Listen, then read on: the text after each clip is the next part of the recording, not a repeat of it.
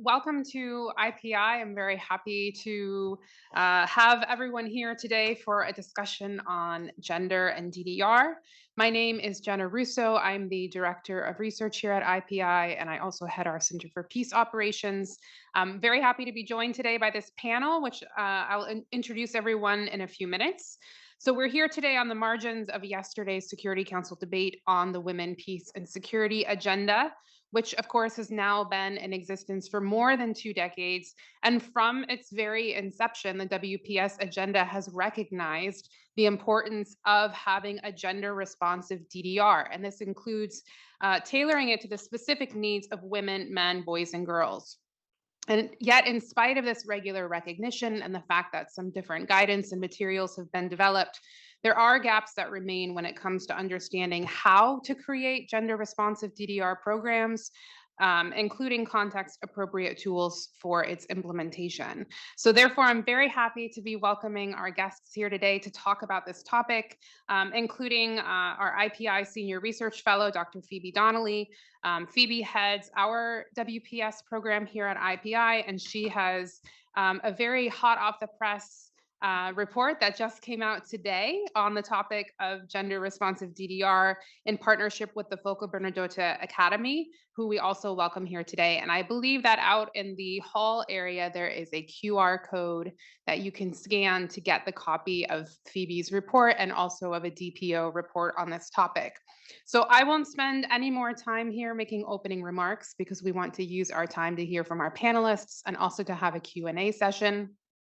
So I'll get right into it by introducing our first set of speakers. Thank you. Who I will briefly introduce. So here to my immediate left is Phoebe Donnelly. Phoebe is a senior research fellow here at IPI and is the head of our Women, Peace, and Security program. Her work in this DDR report builds on her previous doctoral research on forced marriage and rebel groups. Before joining IPI, Phoebe was a postdoctoral fellow at Williams College, where she taught courses on gender and conflict and security in Africa. Then we have Patty Chang, who is a senior research fellow at the International Initiative for Impact Evaluation and an adjunct associate professor at New York University. Patty's research focuses on international and subnational security, particularly the dynamics of major civil wars, illicit weapons trafficking, peace negotiations, and the management of armed conflict by international organizations. She also has extensive experience working on evaluations in the UN system and has led numerous program and thematic evaluations for the UN Office of Internal Oversight Services, the UN Development Program, the Department of Peace Operations, and the Department of Political and Peacebuilding Affairs.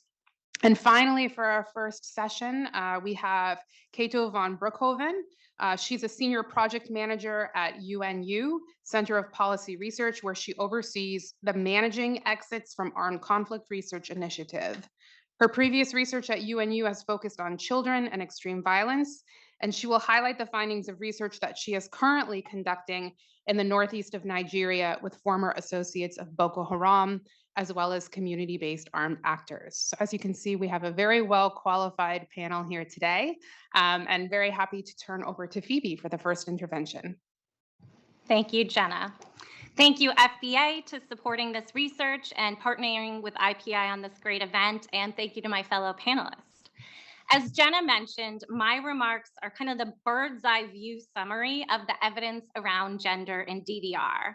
I'm sharing findings from a report published by FBA that's based on the academic and policy research on gender in DDR across time, across cases, and across different DDR components and tools.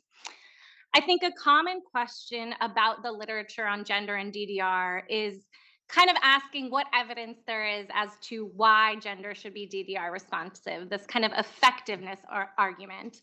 And unfortunately, we don't have data to say gender responsive DDR makes certain goals more effective. However, and I'm not just saying this because we don't have the evidence, but I think we've moved beyond needing to make that case.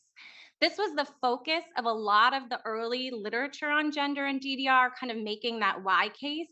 And I really think we're moving into the phase of the how. How do we do gender responsive DDR and what data do we have on that?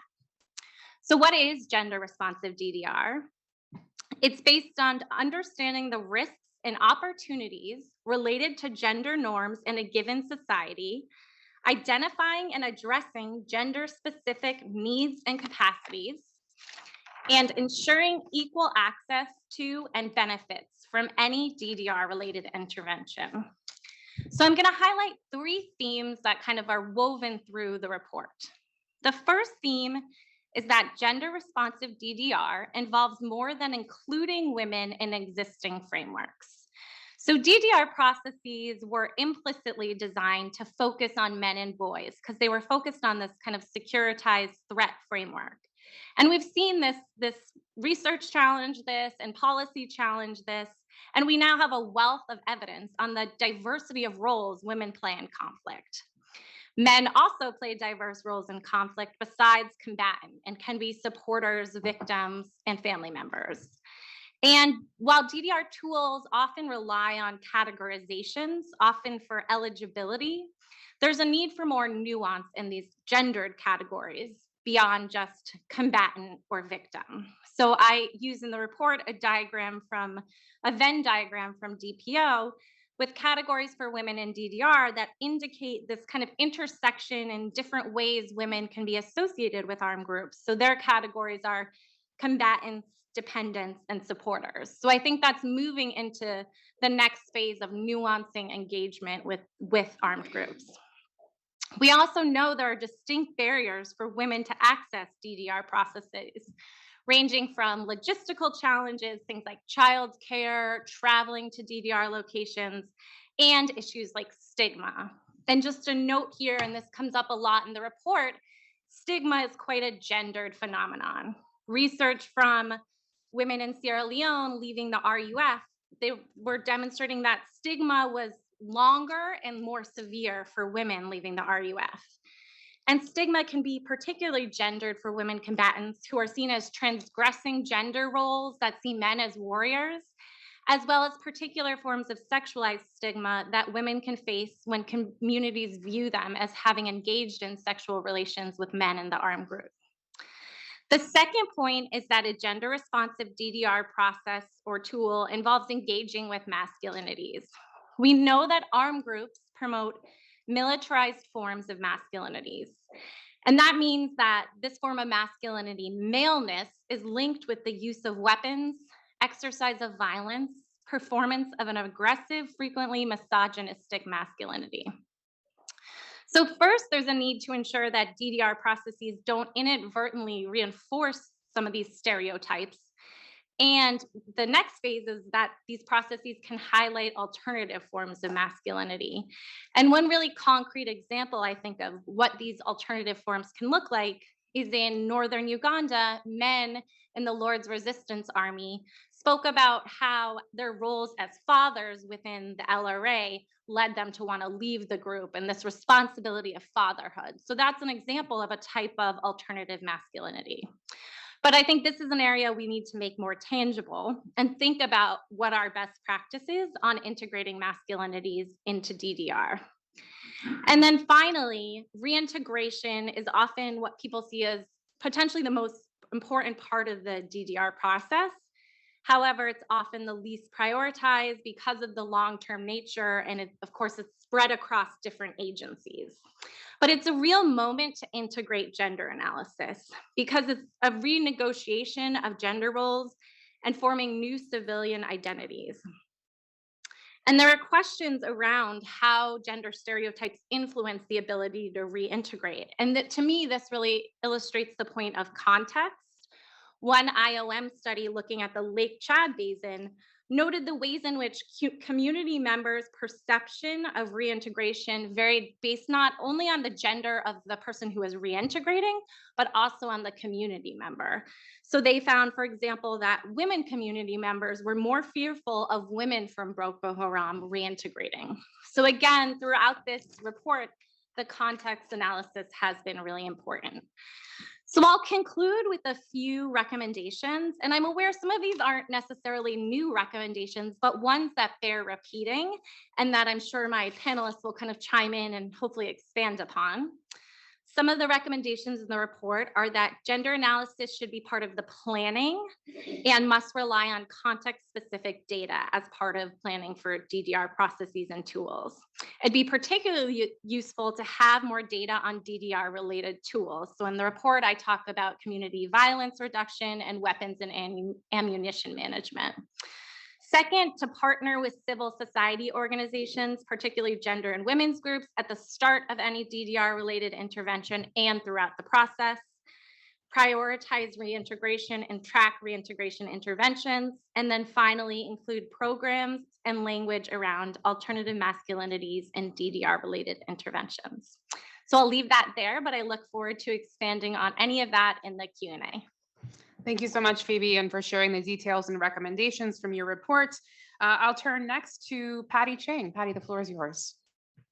Thanks very much. And also thanks FBA and IPA for putting together such a stellar group at the moment. I'm going to take a little bit of a different approach in terms of this, but echoing what Phoebe was mentioning before, if you look at the overview of the existing literature since the issuance of 1325 on women, peace, and security, what we've seen in terms of the literature is a continued focus on the marginalization of women within DDR programs, for instance, and this particular gap between the gender-oriented DDR commitments that are there, the policy guidelines that have been issued and revised and updated, for instance, and also the disconnected and fragmented approach to implementing it in the first place. And this is despite the fact that at least from the second generation of DDR, for instance, you see that there has been more of a turn to a people-centric approach, a rights-based approach, and also a more thorough thought process on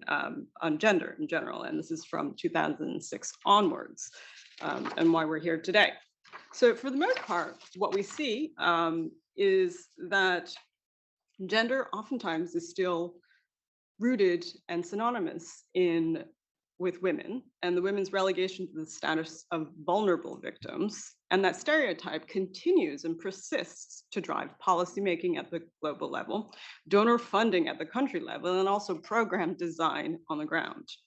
And these shortcomings give us pause to actually consider if research is required not only in terms of looking at the guidance and the gap in implementation, but also thinking a little bit even prior to that, to the creation of gender policies and also the decision-making as well. So my colleague, Louise Olson at PRIO, and I decided to take a little bit of a different approach to examine language on women, peace, and security and Security Council resolutions. And here we take an excerpt of a larger study to focus on DDR, for instance. And we draw upon a novel data set that we had developed to look at council resolutions over a 6-year period from 2015 to 2021. And the rationale for looking at council resolution and language, for instance, are twofold. One, it's an under-examined area, and an area increasingly where we see E10s are actually shaping agenda through strategic maneuvering and also shaping the language therein. So initially where it's thought that permanent members didn't have too much of an effect, we're actually seeing that it's actually the contrary. And second of all, resolutions happen to be the main point of reference for UN DDR processes, determining what, when, and how these processes are supported and implemented. So these findings are basically stemming from our broader study at the moment over the past 3 years that look at the overview of the thematic trends and quality of WPS implementation and resolution, and how the language and its placement within the resolutions themselves can actually influence the likelihood of implementation in the field. And thereby we draw the link essentially by looking at decision-making at a higher level fora and how there is a gap between that and also implementation on the ground, therefore answering some of the questions about the barriers that's there. And in this particular study, we develop a framework that encompasses 4 particular criteria. And for the interest of time, I'm only going to talk about 3, and that's frequency, clarity, and priority. And essentially, we take a look at the references, we take a look at where they're situated within the resolution, whether it's in the preamble or the operative section, and the operative section being the most optimal area for actually getting something done. And then we look at how specific some of these demands are in the first place. And then we look at how much the council is actually thinking about in terms of highlighting the priority. So we look at basically the intent or the intensity of these instructive terms that are paired with these references. So I'm only going to talk about two of the key findings, compressing a lot of these findings that's in here that I think you might find pretty interesting. The first one is that the Council has been notoriously inconsistent in recognizing and addressing the gendered aspects of DDR across this 6-year period that we looked at. There were 39 resolutions out of a total of 410. So DDR reflects about only 10% of what's thought about in the Council, first and foremost. And 20 out of the 39 resolutions, so about 51%, contain WPS references in the context of DDR. Then, if you take a look at the resolutions by type, we start to see some differences in terms of the trends. We kind of separated these resolutions in 3 types. So we looked at country-specific and regional issues, and these are the ones that cover the sanction regimes and the regime panels themselves, or specific country and crises. We looked at also the peace operation resolutions that look at mandates and extensions, and also there are thematic resolutions. And in that, we find some interesting findings there. The country-specific resolutions essentially had the group with the least amount of WPS references in the context of DDR, and that's a little bit of a shame. The second part is that the peacekeeping operations had the most amount. They carried about 70% of the WPS references that are there, but the consistency varied, and you only start to see some type of stability from 2019 onwards. And there was only one thematic resolution in this grouping at the moment, and children in armed conflict. And there was a WPS reference that was obviously associated with the DDR. The second aspect of the finding is that, and this is where we look at the difference in terms of signaling of priority and also the clarity of where they're situated, is that all of the DDR and WPS references were located in the operative section. This is particularly true for peace operations, which bodes well. But in both cases of peace operations and also country-specific resolutions, we find that the clarity of what's being asked and the demand itself is reduced by the lack of specificity, which reduces the likelihood of implementation on the ground. In addition to that, for peace operation, there is a high priority, but the likelihood of implementation is thus diminished when you have very general sort of discussions about what should be done. And this is even more so for countries or targeted audiences like demands for governments to carry out specific activities in DDR actions. So what we see is that WPS references in the context of DDR are represented in 2 ways in resolutions.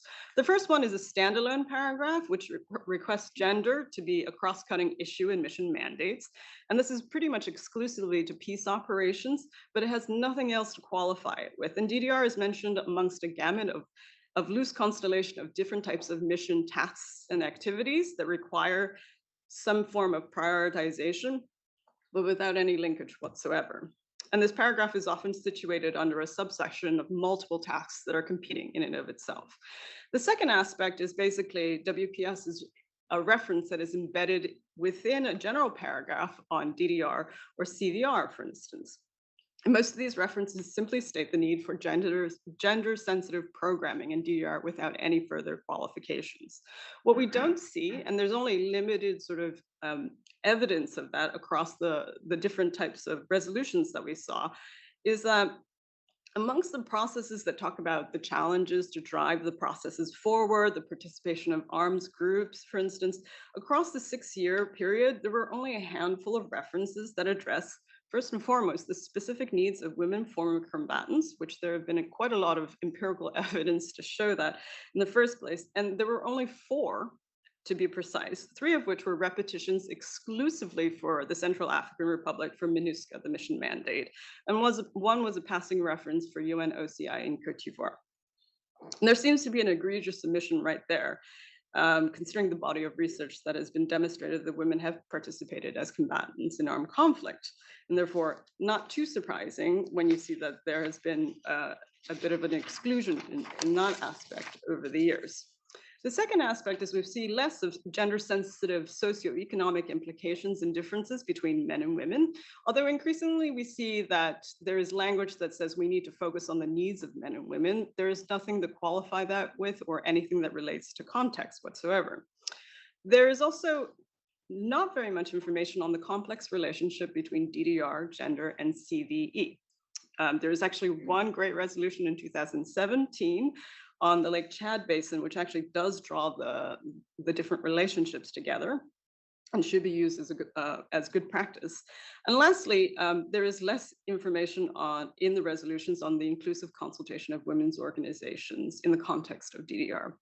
And these omissions are particularly striking, given the resolution language on DDR still seems to presume that DDR operates within the same context in which it did 20 years ago, after a peace settlement. Yet today we see that is often undertaken in very different non-permissive security and political environments, in contexts where it's ongoing military action going on, counter-terror operations that are going on, and counter-violent extremism, none of which seems to be systematically reflected or considered in the council resolutions. So just stop there and feel free to have any open conversation about that. Thank you. Thank you so much, Patty. That is really fascinating. And I know I'm really looking forward to reading the research when it comes out for public consumption. We'll turn next right away to Kato van Broekhoven. The floor is yours. Thank you. Thank you to the organizers for hosting this meeting and for inviting us. I will present some findings from research that we're conducting in the northeast of Nigeria right now. And this research fits within a broader project called Managing Exits from Armed Conflict. Are the slides? Yes. Just to confirm? Okay, great. And I guess I can use. Yeah. Thank you. So this project involves multiple UN actors, as you can see, as well as member states and academic researchers from different disciplines. And the goal of the project is to try and understand how and why people are leaving armed conflict and armed groups, and which type of interventions are helpful in supporting that sustainable transition to civilian life. So it's very much about creating that evidence base that you spoke about earlier. We're currently conducting research in Iraq, in Colombia, and the Lake Chad Basin region. And so today I will highlight a few top-line findings, specifically from the northeast of Nigeria, where we are conducting longitudinal surveys with people who are leaving Boko Haram, as well as people who are leaving community-based security actors. We are also conducting qualitative research. In March, for example, we did a series of focus groups, for example, with women who are leaving or who are affiliated with community-based armed actors. This was together with Dr. Zoe Marks from Harvard University. Just now in September, I did a series of focus groups and interviews with people who are part of the mass surrenders or the mass exits that are currently happening in the northeast of Nigeria. As some of you might know, thousands of people have left Boko Haram in the past year following the death of one of Boko Haram's leaders. And that is relevant for today's discussions, especially because of the high numbers of girls and women who are part of these mass exits. And I have actually asked one of my colleagues in the northeast of Nigeria to contribute today. So Fatima Yecha Ajimi Badu is a researcher with our team who is based in the northeast, and she has interviewed hundreds of girls and women who have left Boko Haram. And so I will run through some of the findings that Fatima was highlighting. She was just explaining how important it is to kind of understand conflict dynamics in the context of the conflict, and understanding how and why women choose to be with Boko Haram, which is not to say that they join voluntarily. Many women are indeed forced or joined forcibly. I think one other point that Fatima really wanted to make is the importance of really appreciating that reintegration ultimately is a two-way street, and understanding conflict dynamics will make us better understand community perceptions as well, which is really important, as is unpacking stigma, which we talked about before. Stigma really can impact the social and economic well-being of people who are reintegrating, and even though acceptance of former Boko Haram associates seems to be relatively high at the moment, our data is indeed showing that women and girls face higher levels of stigma than boys and men do. And this goes beyond just having been with Boko Haram. In focus groups, we did some women described how malnourished and how poor they were when they arrived in IDP camps after having been with Boko Haram. And given the ongoing humanitarian crisis in the Northeast, it's not a surprise that they are not received with open arms if they pose an extra burden on their communities. Interestingly, women who were with community-based security actors also described experiencing stigma and being called names for their uniforms, for example. So non-state armed groups are in many ways, I think, both enforcing and policing gender norms, while at the same time challenging them. And taking that into account is really crucial for designing successful reintegration programs that strengthen women's participation in post-conflict dynamics. Community perceptions are also important when thinking about gender-sensitive DDR, which brings me to, let me see if the PowerPoint is still up, brings me to the second finding that I wanted to highlight. I think we might have lost the PowerPoint. But just to say that women have access to different information streams than boys and men do. So for example, our research in Nigeria right now is showing that only 17% of women have heard of Operation Safe Corridor, which is the federal disengagement program, compared to 39% of men. And this is important because these information flows will impact how women navigate their own exits, and it will also impact how community members, female community members, will perceive those who come back, which I think goes a little bit to what you were saying earlier about the IOM study as well. The last finding that I very quickly wanted to highlight is that women do still often bypass programs and reintegration support, which I think goes to what Patty was explaining as well. They are often not the main focus because they're not considered the main security threat. And so very practically, support is still funneled through men, while women are responsible for multiple children often. So in the northeast of Nigeria, men often have multiple wives, which is an important sign of status, and they will not always use the support they receive for their family. So in addition, girls and women do have less access to the labor market, for example. They have less access to education, to leadership positions. And so these factors combined really put the women that are currently leaving Boko Haram in a precarious situation and make them dependent on their husbands, who will have a big influence on how and why how and when a family demobilizes and reintegrates. And so I think just to very quickly highlight some reflections on what this means for programming. And I think this echoes what other speakers have said here already. But just to say that we do need to move away from this victims versus perpetrators narrative. We often still see women as one or the other, and we don't really appreciate their nuanced or individual experiences. And we need to center those experiences instead of just viewing them as collateral or viewing them as merely family wives and families of male ex-fighters. And while centering their experiences, we do also need to be aware that women are indeed often responsible for their children. And so we need to look at the family units to ensure inclusion and protection of children as well. This is very often said, but rarely done, right? We need to include women at all levels of program design and implementation. When it comes to peacemaking, to governance, to leadership, women have to be involved in designing these programs and brokering peace. And the more they are involved, the more effective these efforts will be. We need to continue to strengthen the evidence base that helps us contextualize armed groups. And it is really important to reiterate that this is not just about girls and women. This is also about boys and men. So really examining the impact of masculinity, of gendered power dynamics is very important for reintegration. And then lastly, just to say, we need to recognize, for example, in the northeast of Nigeria, we need to recognize the impact of the humanitarian crisis and the challenges that poses to sustainable reintegration. It's really easy to talk about these things on a panel, but in practice, the conflict is still ongoing. Humanitarian access is very limited outside of certain urban areas. People are facing food insecurity. Climate change is wreaking havoc on the region. There's protected displacement. So gender-sensitive programming across kind of the entire humanitarian development and peace nexus is really important. It will increase access. It will increase the effectiveness of support. hopefully in the long term, it will reduce gender inequality and it will benefit sustainable peace in the long run. Thank you very much.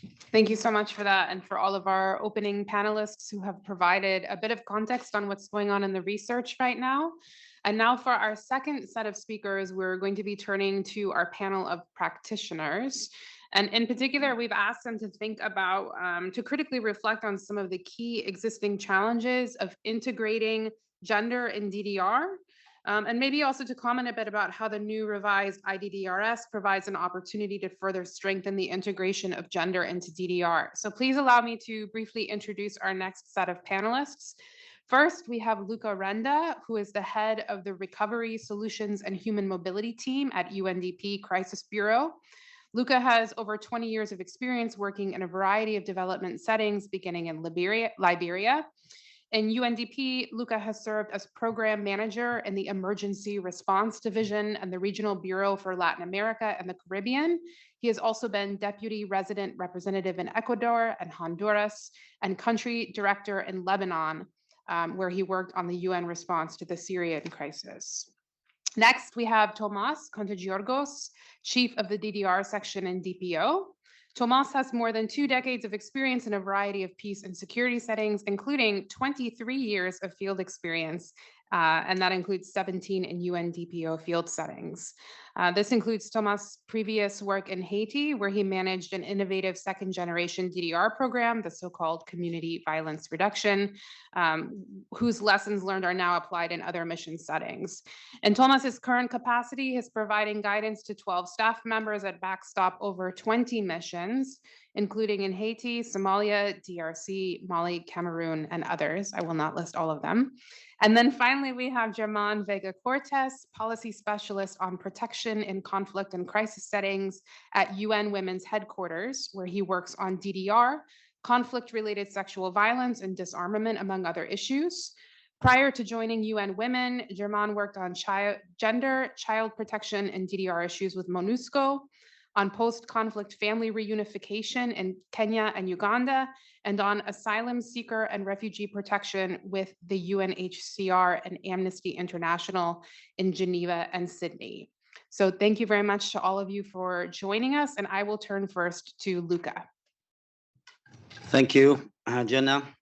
Dear audience in the room, but I know there's a lot of people connected online. It's a pleasure to be here. I want to start by thanking FBA, IPI for organizing this event, for inviting me, and acknowledge also that my fellow UN panelists are here, and I know some of you knows, but UNDP and the DDR section of the Secretariat are the co-chairs of the Interagency Working Group on DDR, and we are in the process of this big revision of the DDR standards, including the module on gender and women in DDR that UN Women is in charge of, and we hope that would be finalized this year. But there has been a lot of activity, and I want to use my minutes to, first of all, to react briefly to the content of the research, and then maybe to describe very briefly how our trajectory has been in terms of trying to integrate to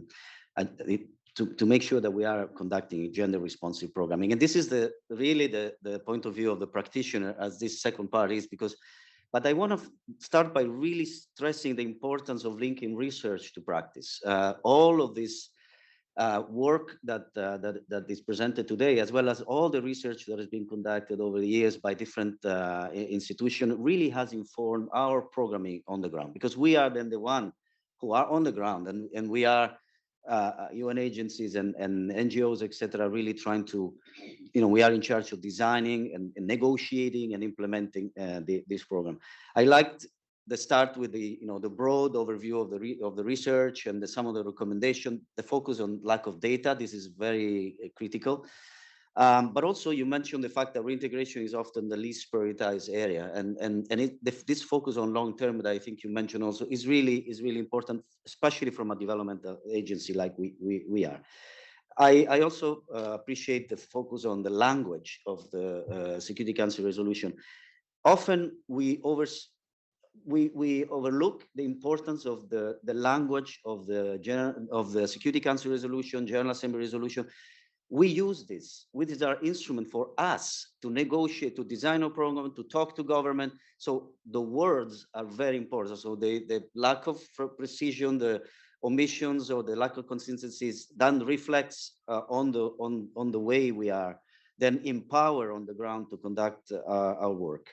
And finally, this focus on the Northeast Nigeria experience. There is a massive there's a mass surrender, and then there's a pretty significant UN international community effort to respond to that and work with local authorities and national authorities. It's a rather I would say even unprecedented phenomenon that is taking place there. So it's very good, and some of the recommendations will inform, of course, our programming. In terms of our trajectory, first of all, let me say, in UNDP we take very seriously the gender agenda, the empowerment of women and girls. We just released a new gender equality strategy, 2022-2025. We also released a new strategy in crisis and fragile settings that has a 10-point agenda on gender in crisis. We have established specific quota for funding to go to gender responsive programming. At least 15% of our funding needs to go there. We have established gender markers. We call it Gen 1, Gen 2, and Gen 3. And our objective is that 70% of our funding must go to programs that have at least Gen 2 and Gen 3 markers, which means that those are strongly focused on as a strong gender component. In terms of also combining research and practice. So just let me mention, a few years ago, we conducted a review together with our partners in the Interagency Working Group, and particularly on women, on what lesson learned and best practice we had on women, gender, and DDR. There were three areas that were found as missing. First of all, providing practitioners with practical know-how, knowledge of implementing standards. The second was addressing the issue of hidden women, those who self-demobilize or are purposely excluded from official processes and therefore do not receive support to transition to civilian life. And third, guidance and programmatic intervention related to addressing drivers of violent or militarized version of masculinities, something that you mentioned, as well as harnessing men's capability as family members, spouses, fathers, sons, etc. And there were two publications that we released. One was called a how to guide on gender responsive DDR.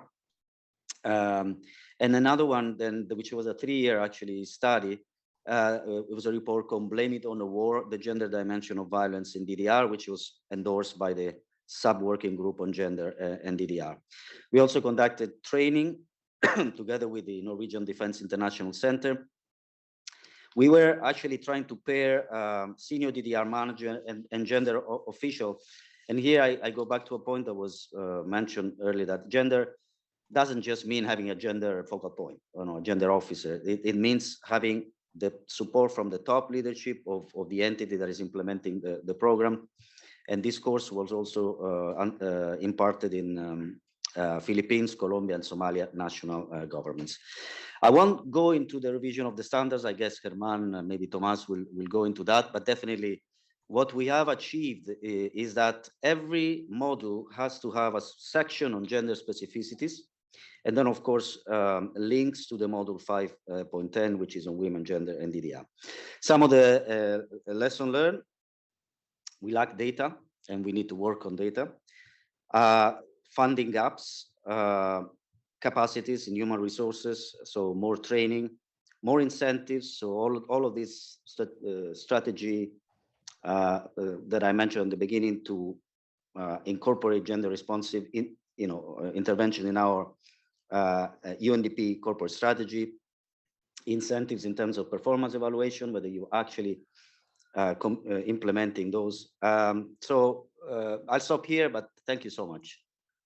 Thank you so much for those comments, Luca. I'm going to turn in a second to Tomas, but I just want to prep you that we will have a Q&A time in a couple of minutes. So please be thinking about whether you would like to make a comment or a question. And we'll also be taking the same from our online audience So please feel free to be thinking about that. Over to you, Thomas. Thank you, Jenna. Just a short disclaimer. Certainly, I don't have 23 years of field experience. Probably my father does. I don't.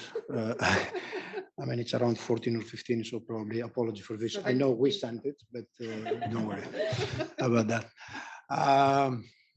Let me join Luca, thanking the organizers, Folke Bernadotte Academy, and of course, the International Peace Institute for organizing today's event and for promoting gender responsive DDR processes.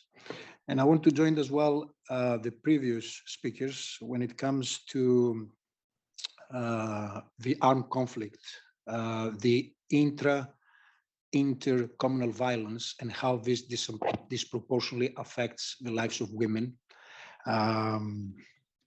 being subject to insecurity, displacement, sexual violence, and especially sexual violence as a weapon of war, which probably we can discuss as part of the Q&A aspect. The other aspect when it comes to the way conflict affects the lives of women is that the crimes committed against women unfortunately remain undocumented and unpunished. What comes to mind is the latest example of Haiti. I'm sure others as well. Let me come to what was mentioned earlier as well about the recent studies that have expanded our understanding when it comes to women's roles in both preventing and resolving violent conflict, but more importantly, about the role of women when it comes to their involvement in non-state armed groups as active fighters, supporters, and dependents. So it is estimated that women have served in combat roles in roughly more than 40% of armed groups around the world. And interestingly, more than 25% of those groups are headed by women. I know it's a big surprise. So I will respond to your questions focusing on two aspects: operational gaps and gender sensitive DDR politics. I'll start with the operational gaps because lots has been said, but I would like to add my voice to that. Despite being active members of armed groups, women continue to be excluded from DDR processes. And this is something that first we need to acknowledge. And second, we need to see together how we can change the mindset. Women are often left out of the list of combatants submitted by the armed groups, and this is intentionally or unintentionally, or even refuse, and it was said, Luke as well mentioned it, to participate in the process, fearing prosecution, fearing stigmatization, at times even by their own communities. More importantly, the eligibility criteria are very much male-centered, meaning that the fact that you need to submit a weapon at times simply excludes women from taking part in these processes. Moreover, we have old practices, templated procedures, and outdated gender mainstreaming methods that are still part of the implementation methods. And this is another aspect that we need to look at. The fact that we don't have out there joint, solid conflict analysis, proper in-depth understanding of the typology of the armed groups, and no clear understanding of the gender characteristics of those groups also add to the operational challenges. It was said by Luca, and I join him also, and I'm sure that our colleague from Herman from UN Women will add to that. The revised IDDRS centrally recommends several avenues for supporting different gender, ethnic, and age groups. And the revised model on gender in DDR will offer additional guidance, and we're looking forward to that. However, targeted gender-sensitive training and the application of the new IDDRS policy are at the center of our efforts as co-chairs and also of the entirety of the IWG. But we need to work closely with DDR practitioners and the institutions that are operating with the understanding of DDR of yesterday, and we need to change the mindset. Let me move forward when it comes to some positive developments over the last years. We have seen the emergence of practices that have allowed us to better integrate gender into programming, one of which is the implementation of DDR-related tools, such as community violence reduction, that have allowed the practitioners to mobilize and empower women at the grassroots level, at times mitigate conflict, again at the local level, preventing recruitment into the armed groups, building community resilience. And that's very important because at the end of the day, these are the communities that are receiving the ex-combatants. So that's really important to increase the capacity of the communities, to increase the capacity of women that where the combatants are coming back. Interestingly, quoting from the WS report of the Secretary General that was presented yesterday to the Security Council, several peace operations established a minimum gender quota for beneficiaries of community violence reduction projects and promoted gender-sensitive eligibility criteria for DDR processes. In Mali, 51% of beneficiaries of CVR projects were women, not the same percentage in Democratic Republic of Congo, only 23. And the quote here from the paragraph 32 of the Secretary General's report, and simply to mention that in Somalia, women currently constitute 56% of beneficiaries. So there are good examples out there, and we need to understand them and need to see how we can replicate them. Other programmatic challenges, I'm not going to expand in the interest of time, and also because other colleagues already mentioned the funding gap, which is important specifically to what concerns reintegration, and also the information gap. The fact that we don't have in-depth gender analysis and the fact that we don't collect regularly data on sex and age, and we don't have the segregated data, really hampers our ability to understand and develop targeted interventions to promote women's meaningful participation.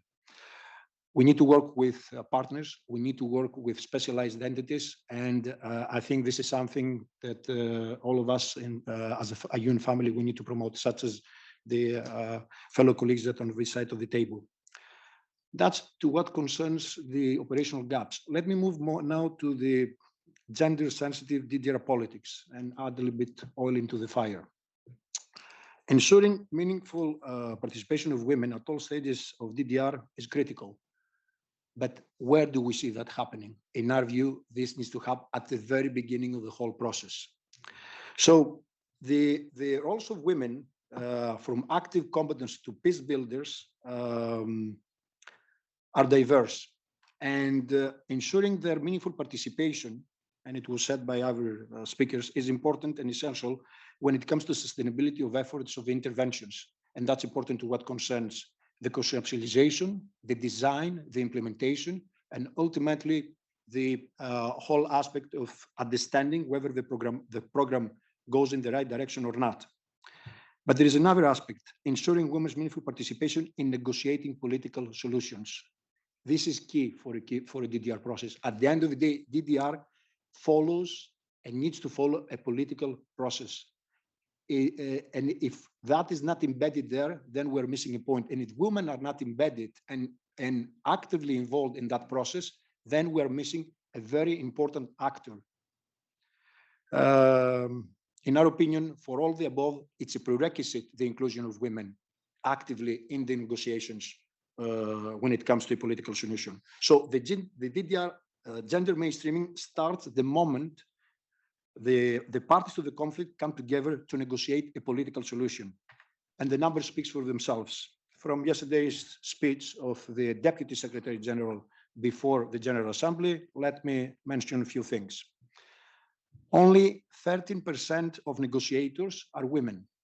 Only 6% of mediators are women, and only 6% of signatories are women. And this is a major, major issue worldwide. Let me highlight another also aspect from yesterday's speech of the Deputy Secretary General. 7 out of the 10 processes did not include any women as a mediator or signatories. So basically 50% of those who are supposed to participate in the entire peace process are not around the table, to put it in real terms. The IDDRS model on the politics of DDR recommends designing gender-sensitive programs with the support and active involvement of women from the outset, including during the process of negotiations. Further guidance could be provided under the gender and DDR model on how we can promote this from a DDR practitioner's perspective, and we will be very happy to work those details with our UN women colleagues and others. But more importantly, the international community has a share in all this. We need to promote more and more the role of women as negotiators and mediators. We cannot afford asking our groups to bring women around the table and the mediators are all men. Sorry to say, this is a joke, and we need to acknowledge this.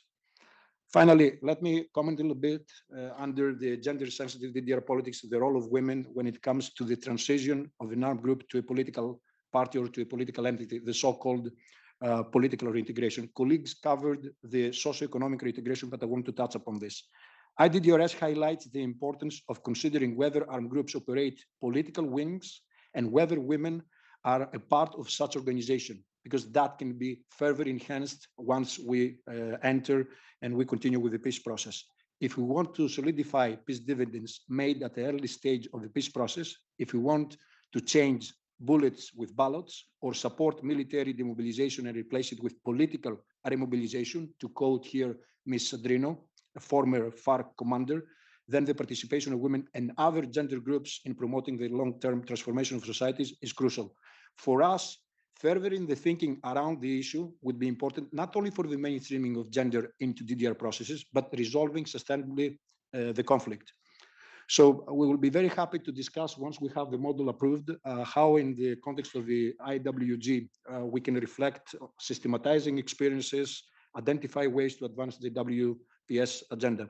So once again, congratulations to the organizers and looking forward to the Q&A part. Thank you. Many thanks, Tomas. I'll turn now to Germain, and my understanding is that we do have a video that will hopefully be ready to play. Yeah, thank you very much, Jenna, and thank you very much to the International Peace Institute and the Folke Bernadotte Academy for organizing this event and inviting us, of course. It's clear that I think we understand and agree on the importance of gender-responsive DDR. So I'm not going to go into the details of that. We're going to take a different approach.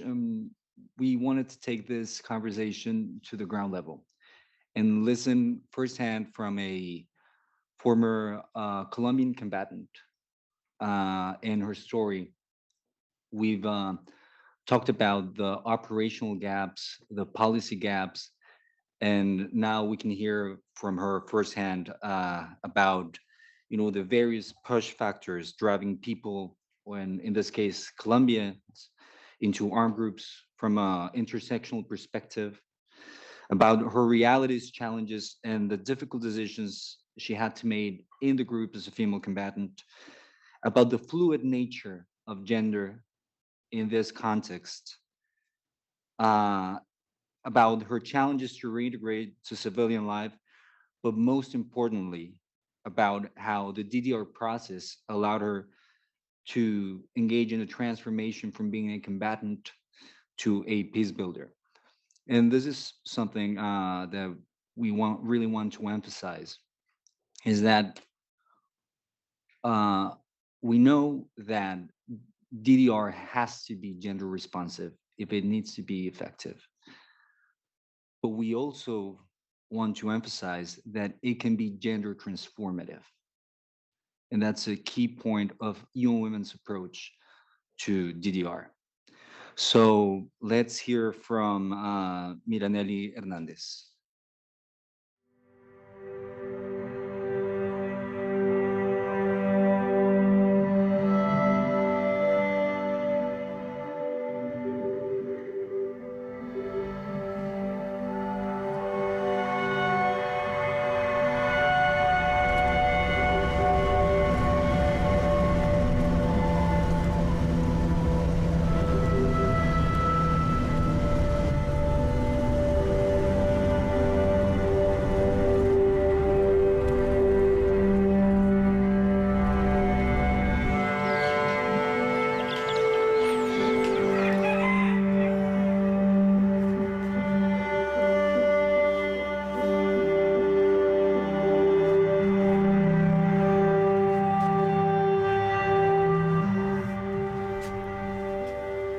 Mi nombre es Marinelli Hernández y dentro de las filas de las FARC me conocían como Rubiela. Realmente a mí me gustaba que me dijeran Ruby. Llegué acá como en el 2017 con mi núcleo familiar, mi pareja, Javier, y mi hijo, Edwin.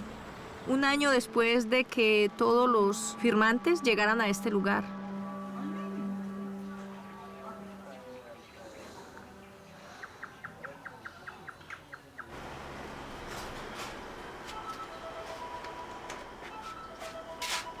hijo. Papi. Mi amor, levántate para la escuela. Ay, 5 minuticos más. Edwin es mi libertador. En diciembre del 2008 fui capturada por el ejército de Colombia. Me embaracé estando en la cárcel. Cuando él completara los 6 meses había que entregarlo. Cuando mi hijo cumplió los 3 meses, yo logré escaparme con él de la cárcel, regresar a las filas y siempre estuve allí con mi niño.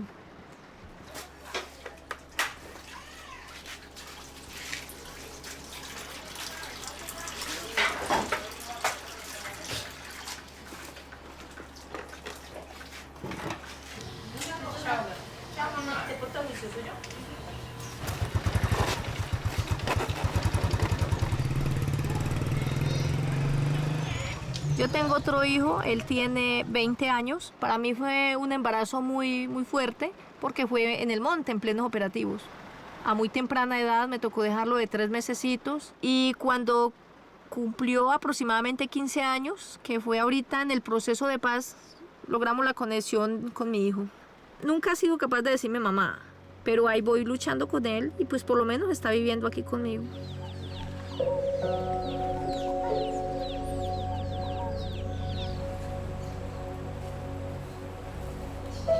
Yo vengo de una familia muy humilde, del campo.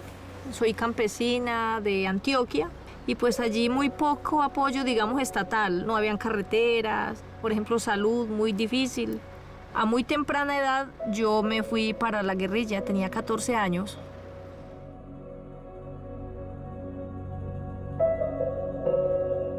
En esa época, a todos esos líderes sociales, de juntas comunales, de asociaciones, empezaron a asesinarlos. Entonces yo empecé a encontrarme con que iba para el colegio, pues para una escuelita, y encontraba uno de los cadáveres de los campesinos.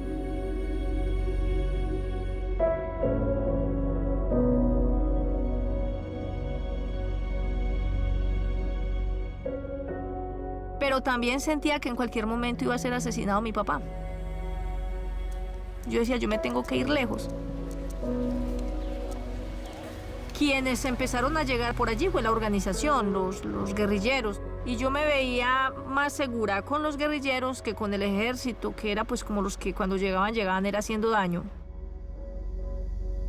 Y de esa manera busqué refugio en la organización.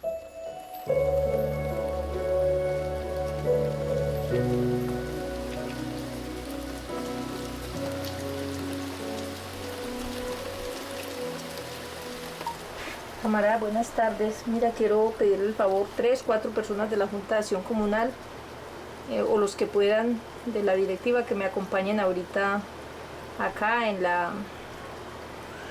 la oficina de la Junta. Yo le cuento, Aleja, que para esta próxima semana entonces tenemos proyectado las 2 escuelas itinerantes.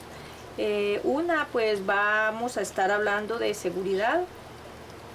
Y en la otra vamos a estar hablando de todo lo que tiene que ver con violencias basadas en género. Estoy ahorita como presidenta de la Junta de Acción Comunal. Todo lo que estamos haciendo para nosotros era desconocido. Lidiar con las leyes, lidiar con las reformas, pero ahí vamos.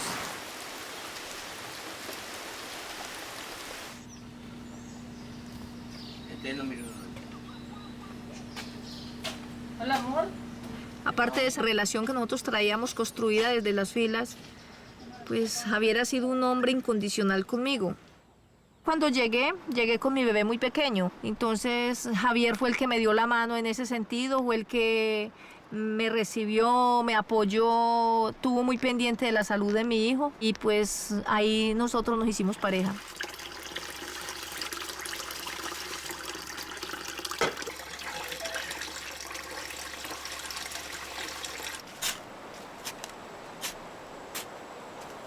La actividad guerrillera, todos compartíamos las mismas labores, los mismos trabajos, domésticos, políticos, organizativos, financieros. Que no solamente la mujer sea la encargada de todos estos trabajos, que uno también tenga el derecho de aportar.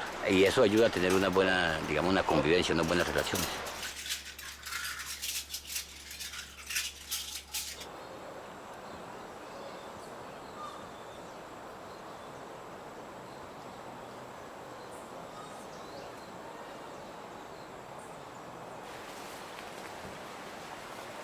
La idea de nuestra cooperativa no es solamente que nos beneficiemos las mujeres en proceso de reincorporación, sino que podamos en algún momento generar empleo para las comunidades, para otras mujeres de la región y que podamos hacer ese tejido social. Soy una mujer optimista y considero que desde ahí aportamos básicamente a la construcción de la paz de nuestro país.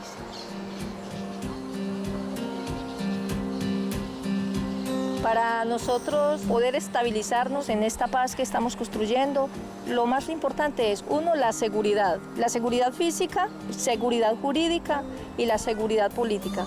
Poder tener una estabilidad en vivienda con buenos derechos, pero también tener una estabilidad laboral.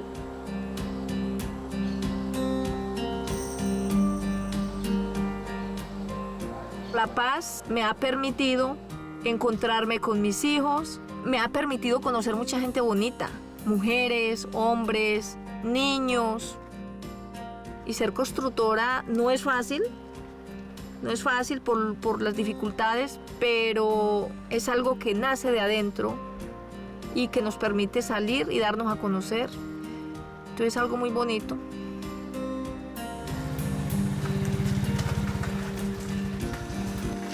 Hola, mamá. Hola, mi amor. ¿Cómo te fue en el colegio, papi? Bien. Ah, bueno. Hola, abuelita.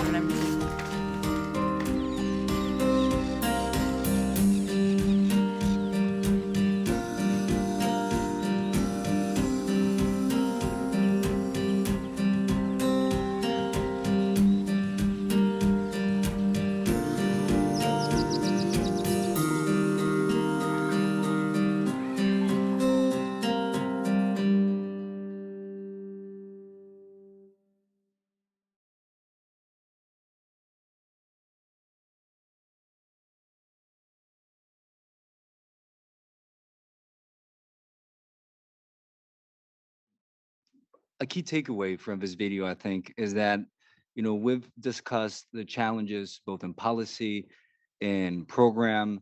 We know that gender responsive DDR is not an easy task, but if done well, it is the potential of those processes to be transformative, not only in terms of gender, but in terms of peace, is huge. We saw here the transformation of this woman from and all her challenges from being a combatant, a child soldier at one point, to being an engaged citizen in peace building. And this is a true good example of how these things should be.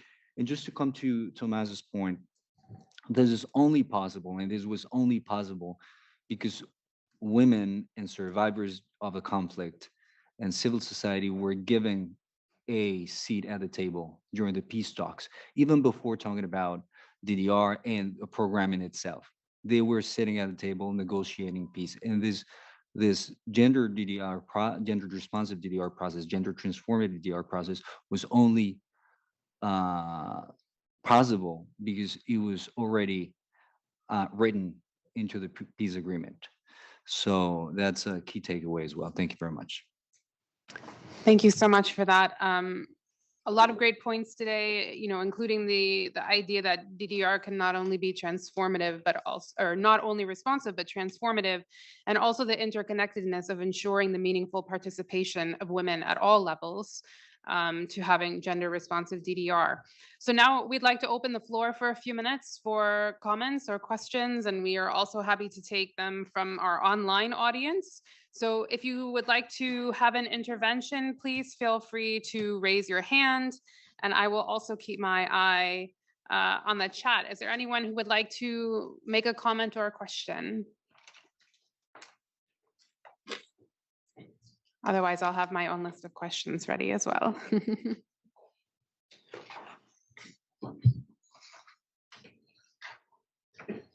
All right, maybe I'll throw one out on the table, but no need to answer mine in the meantime if someone else raises a hand.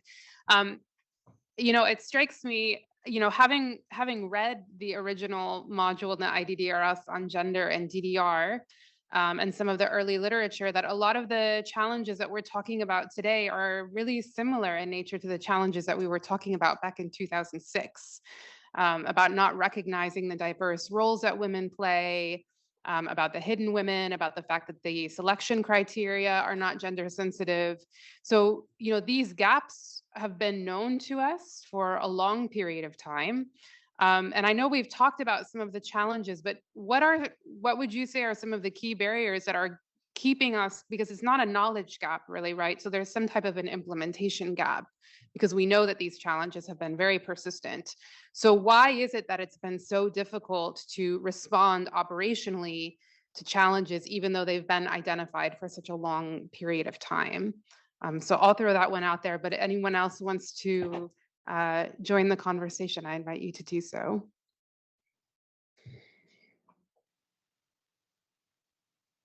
Otherwise, I'll invite some of our panelists to respond. Tomas or There are 2 points to pick up. One, when it comes to the resolutions, and I'm glad that Luca already commented on that, because at the end of the day, this is from where where resources are identified for the missions, and when the mandate becomes an opportunity for the member states simply to repeat what was there the year before, certainly that doesn't really give the mission and colleagues on the ground the opportunity to reflect on the issue and adequately advise the Security Council what needs to be included and therefore what resources are needed for implementing gender sensitive DDR processes. But I want to pick up as well on the peace agreement. And sorry for going back to that point that I made earlier, but it's indicative also of the fact from 1995 to 2011, we have seen an increase of gender clauses into the peace agreements from 13 to 24.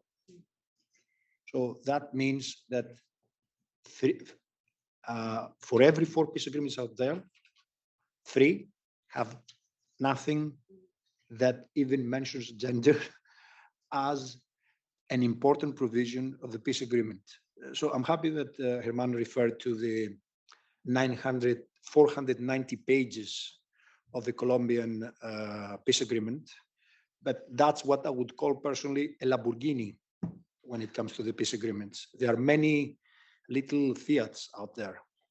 And how we go, and sorry for this analogy, how we go from the Fiat to the Lamborghini for probably some of the countries and some of the countries, this is a big leap, but this is where I feel we need to push the agenda. Certainly there are other areas, the operational gaps and so on and so forth. But at the end of the day, if the mandate does not offer the possibility to the mission to ask for the resources, and if the parties to the conflict cannot agree from the outset on the need to address the needs of the diverse gender groups in a given context, then little can be done later on when it comes to integrating. And I'm sure the practitioners try to do their best, but it's I believe key when it comes to the whole cycle of addressing the inclusion or exclusion of women in this whole process. Yes, please. Just very briefly to add to what Thomas said, as you mentioned, this is clearly not a knowledge gap. Yeah. This is a lack of political willingness, right? We know what we have to do. It is there. We've known it for a long time now, and we continue reiterating it. But as long as, again, and coming back to participation, women are not able to participate and be at the table meaningfully, as long as there's not that willingness to let them participate, these things are not going to go forward. Also, it's also not about mentioning it, but it's about funding it. And this is a general trend, I think. Not only the fact that gender and also women's issues continue to be seen as soft issues, as opposed to other, I don't know, disarmament being a hard issue. These, even when they are there, if they're not funded, either like from the outset, people will tend to disregard it. And we see this in not only DDR, and we see it, for instance, in development of national action plans on 1325. We see a lot of them being signed, and everyone is, agrees that they're important. But if I'm not mistaken, only about 20% of them have funds. So this is about political willingness and funds. Thank you. Thank you for that. Yes, please. And we do have a couple of comments from the chat, so please weigh in, and then I want to throw a few more on the table. I just to complement what my colleague said, from a practitioner point of view, that's why at the beginning I started with the corporate strategy, because I think we talked about the political will, the funding. So more broadly, I want to focus on the system of incentives around this. This is a paradigm shift we're talking about. It's not a small change. It's changing the way we operate. It's changing the mental muscles, let's say, or the automatic, default way we operate. So I want to also stress that there has to be a systematic effort within the organization to provide the system of incentives, also for the practitioner to do so. And also, of course, the system of incentives comes with a systematic effort to include more women in our programs. So the gender equality, let's say, in terms of recruiting, in terms of deploying, and the system of incentive we have to help women deploy in non-family duty station, for example, or crisis setting. All of that contributes. Mm-hmm. All of that is part of the equation of how we can change the way we operate and changing that the default manner. So it's my intervention is more not just on national government, not just on donor, but also in our way, the way we operate as practitioners on the ground. Thanks. Thank you so much for that.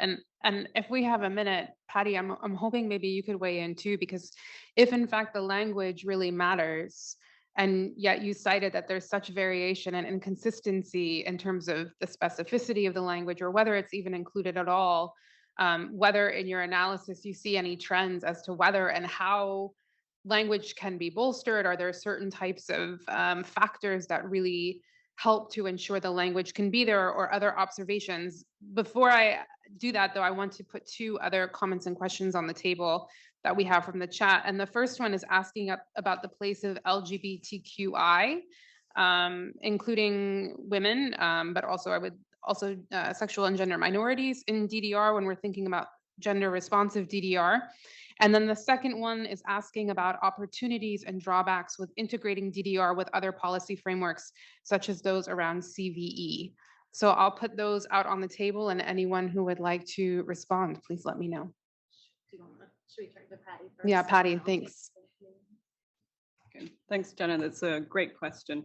I think over the years, at least in the council's perspective, we've looked at externally bringing in more information to the council members in terms of briefers, right? And you've seen briefers being brought into the field and informing that.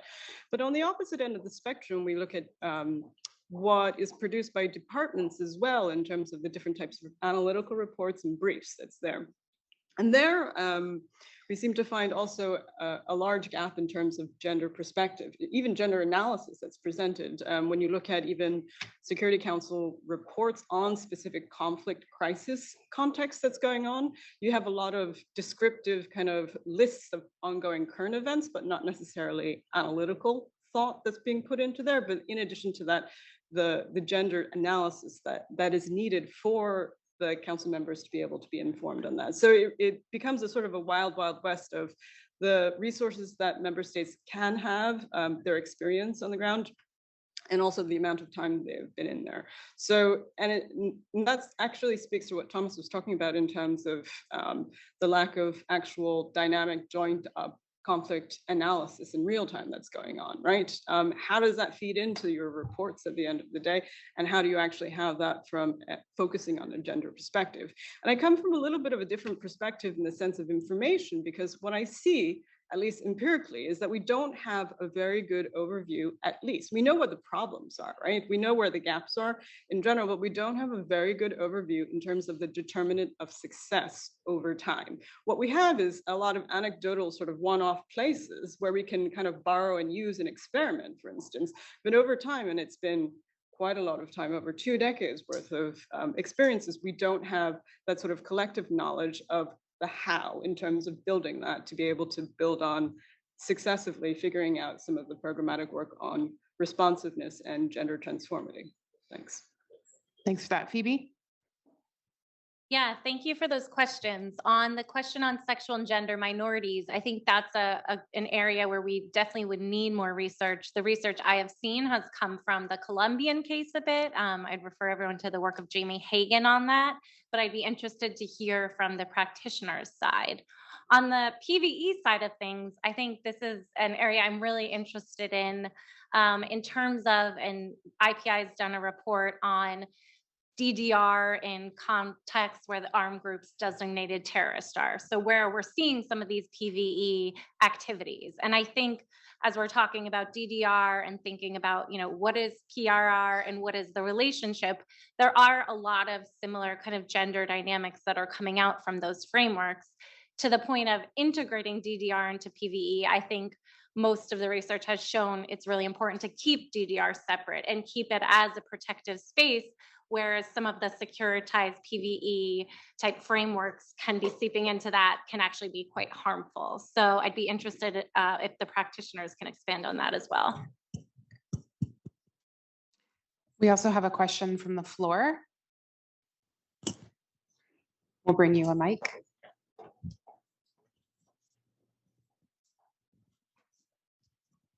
Thank you. Thank you all.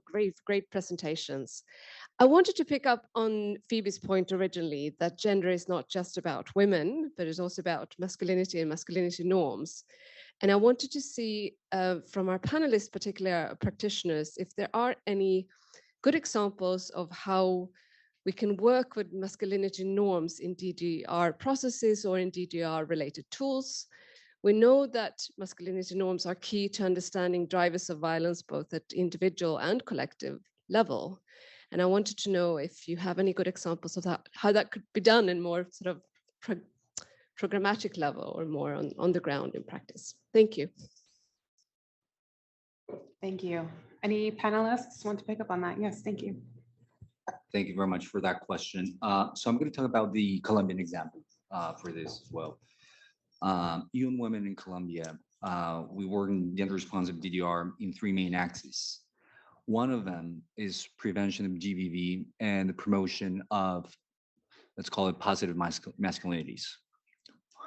One very particular characteristic of this context was that the traditional gender roles in the FARC had been contested.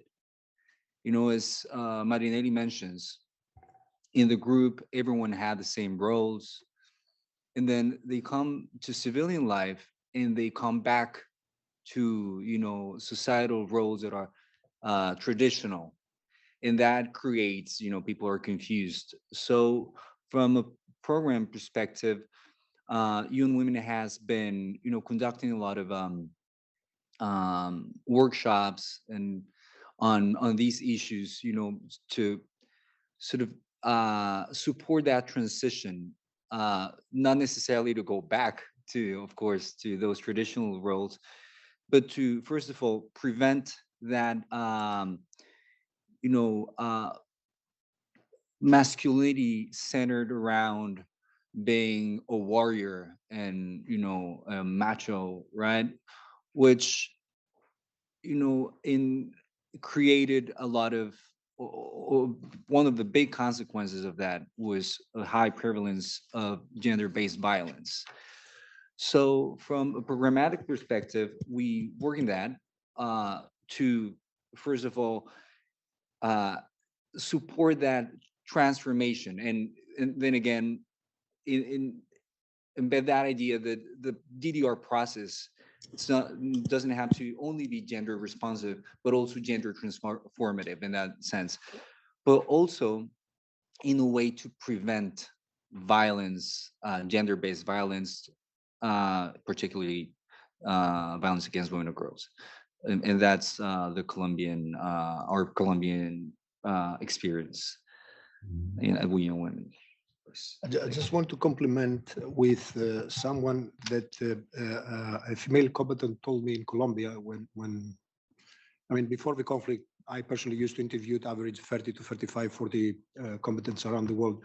And then I've heard in another context, quoting, FARC taught me how to be a woman. I think that many times, and we talk a lot about local knowledge and so on and so forth, and how we bring that local knowledge when it comes to programming or things that happen following the peace agreement and once we enter the peace process.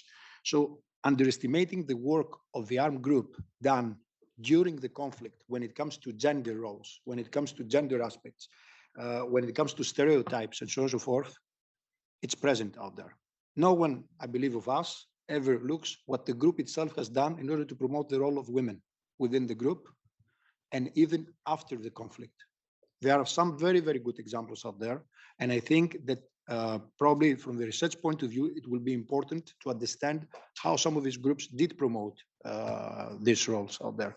And my brief comment when it comes to PV, CV, and it's probably in one sentence, I feel that is important when it comes to different frameworks to look for complementarities and to look for different paths for different groups and individuals coming out of this type of groups, so that when we inform the national authorities and when we advise the national authorities on the variety of the different options, then that they understand that there are different ways for them to address different individuals or different groups. So I think that complementarity is key when it comes to.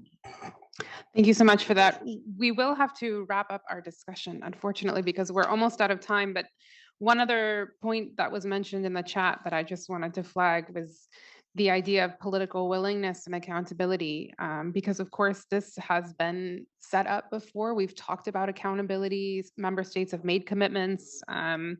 But how can this issue be more thoroughly addressed to put that proper political pressure on member states? Maybe if someone can answer or give a thought in maybe 1 minute before we turn to closing remarks.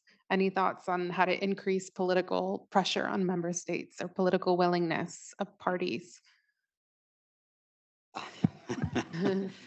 How do you say it's way above my pay? But it's what we see working over time is, again, I go back to the system of incentives. When you have, for example, peer reviews or mechanisms for which states need to report, and then their experience is shared and evaluated or discussed in a setting where there are those, you over time you create those incentives for member states to actually do more. You need, of course, within the UN system, you need the engagement of the Secretary General, you need the engagement of the Deputy Secretary General, you need the engagement of all the, at the highest level of interaction with decision makers. And again, for us on the ground, having our country leaders, the representatives, those who head our operation, equipped with language, equipped with tools, equipped with the capabilities and training to interact with governments. And when I say leadership, I'm talking about the heads of agency, I'm talking about the missions, I'm talking about, of course, all those involved. So it's not an easy answer, but it's a combination of efforts that have to come from different angles and try to build this political will, which is in the end, it's the most, probably the most important variable of them all. I fully agree. A very practical, idea or recommendation from my side is that the Security Council briefings, in my opinion, when it comes to specific contexts, should include a woman representative from the civil society. I know that this is challenging because Civil society is fragmented, not speaking with one voice and so on and so forth, but I feel that the mission should make more and more an effort to bring somebody from there here, be inside that building, and convey messages coming directly from the women to the Security Council. Thank you for that. We'll leave that as the last word for today.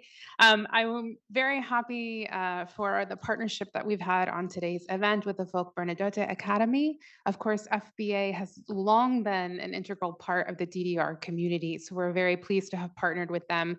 And I'm happy to invite Frida up if you would please give us closing remarks today.